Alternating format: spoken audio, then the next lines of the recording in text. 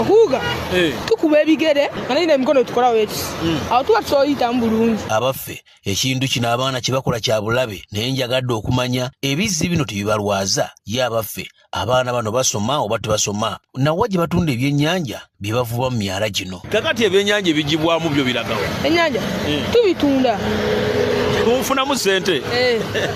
Mwali mubiriddeko nga biwooma ddala? Tubirya. Osuubira ebyennyanja bino bivaawa? Kakati bazadde bammwe tebabanoonyako kubanga saawa eno wandibadde oli ku ssomero? Ate tetwasomye batuga tukomeo ku Mande naye nga ffe tukola ku wiikendi Lwamukaaga na Sande. Temulina bulabe bwona bwe musanga mu kintu kino? Tewali kwezera bintu nga bigiraasi. Ebigiraasi tibibasala? Bitusala bisala lumu na lwalumu binafala bina bitukola twabimanyira. Mwabimanyira? Okay.